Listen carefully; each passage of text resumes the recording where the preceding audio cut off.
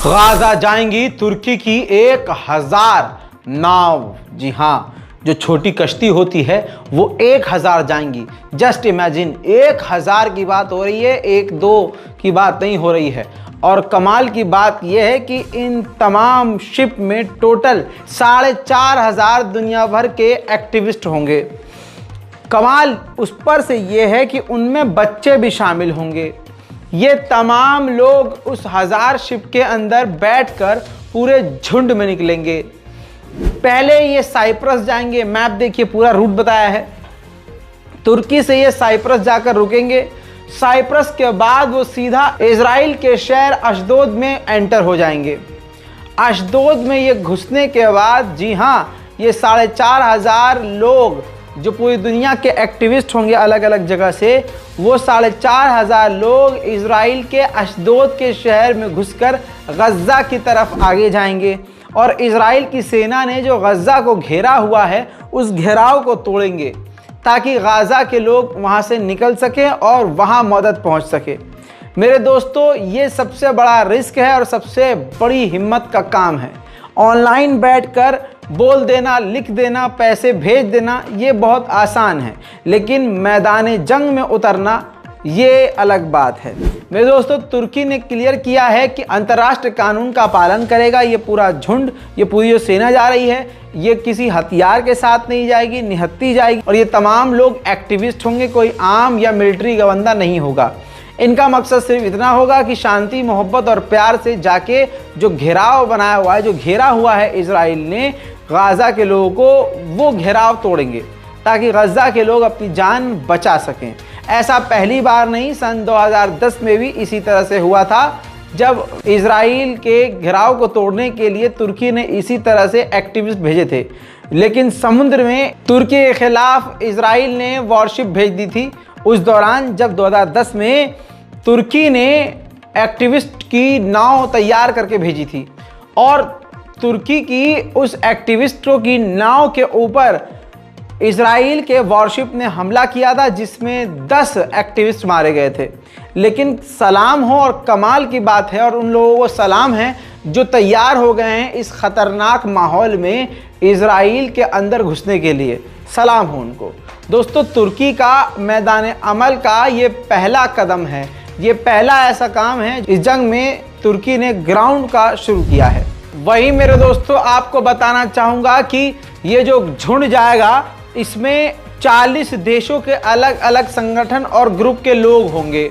इसके अलावा 300 से ज़्यादा रशियन बोट्स होंगी जिसमें रशियन एक्टिविस्ट होंगे। इसमें 104 बोट जो होंगी वो स्पेन की होगी, जिसमें स्पेन के एक्टिविस्ट सवार होंगे। इसके अलावा 1000 बोट्स के अलावा तुर्की के 12 वेसल, बड़े वाले जहाज भी साथ जाएंगे। इजराइल इस चीज से बुरी तरह से चिढ़ सकता है। एक हंगरी अमेरिकन, यानी उसके पास 2 देशों की नागरिकता है, उस लॉयर यानी उस वकील ने बताया है कि उल्टा अमेरिका ने इंटरनेशनल क्रिमिनल कोर्ट के ऊपर ही प्रेशर बनाया हुआ है कि कोई भी सख्त कदम नेतन्याहू के खिलाफ यानी इजराइल के खिलाफ ना उठाए। लीजिए, जिससे उम्मीद थी अंतर्राष्ट्रीय कोर्ट से, उस पर भी अमेरिका ने दबाव बनाया हुआ है। जो हक बोलता है उसको कुछ न कुछ नुकसान उठाना पड़ता है। स्पेन की ह्यूमन राइट एक्टिविस्ट लगातार बार बार इजराइल की आलोचना कर रही थी।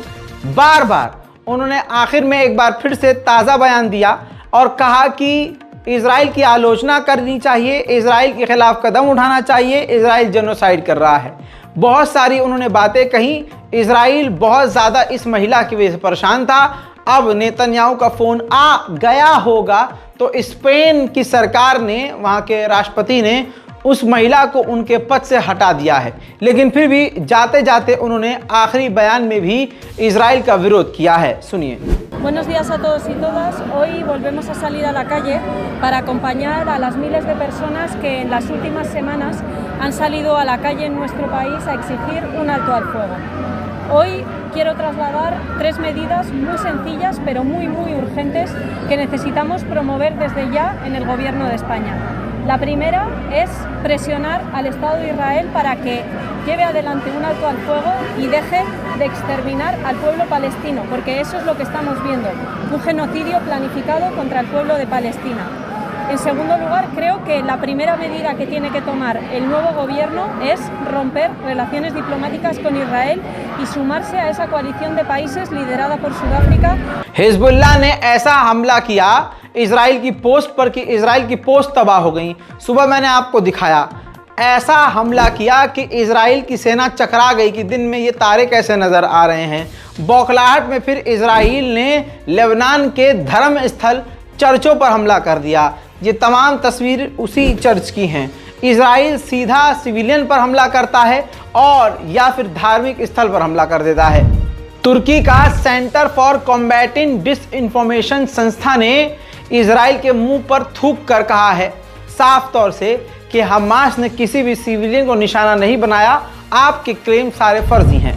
उस संस्था ने साफ तौर से बताया कि मिस इन्फॉर्मेशन इजराइल ने फैलाई है।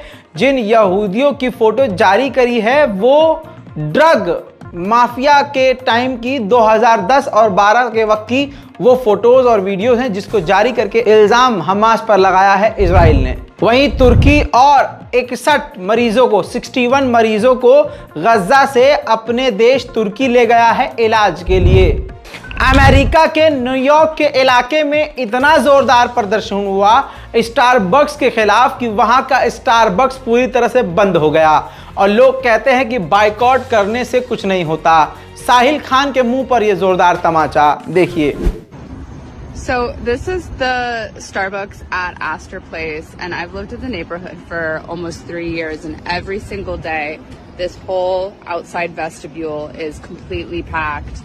But since the boycott started, it's been emptier and emptier, and now they've completely shut off their main seating area, completely closed it off.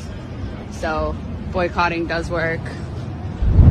वहीं हमास ने कहा है कि 7 अक्टूबर के कांड को इजराइल बढ़ा चढ़ा कर बता रहा है क्योंकि उसको अपना जेनोसाइड, अपने क्राइम को छुपाना है। यमन ने तो पूरी तरह से इजराइल की इज्जत का बलात्कार कर दिया। अब इजराइल इस बात को कैसे एक्सेप्ट करे कि छोटे से झुंड ने फिल्मी अंदाज में इनकी सिट्टी पिट्टी गुम कर दी। तो इजराइल ने बड़ी ही शातिराना अंदाज में कल ही इल्ज़ाम जो यमन ने किया है उसका इल्ज़ाम ईरान पर डाल दिया। कहा यमन ने जो हमारे जहाज़ को सीज किया है उसके पीछे ईरान का हाथ है। लीजिए 12 घंटे बोले हुए हुआ था कि ईरान ने क्लियर कर दिया कि भाई यमन ने जो भी हाईजैकिंग की है उसमें ईरान का कोई रोल नहीं है। इससे पहले की तमाम रिपोर्ट्स को जाकर ज़रूर देखिएगा, इसके बाद आने वाली रिपोर्ट्स का थोड़ा सा इंतज़ार कीजिए। फिर से लौटने वाला हूँ और भी ताज़ा तरीन बड़ी खबरों के साथ विद प्रूफ। नाम है रज़ा गराफी। याद रखिएगा, चैनल को सब्सक्राइब जरूर कीजिए और अपनी राय कमेंट में लिखना मत भूलिए। जय हिंद।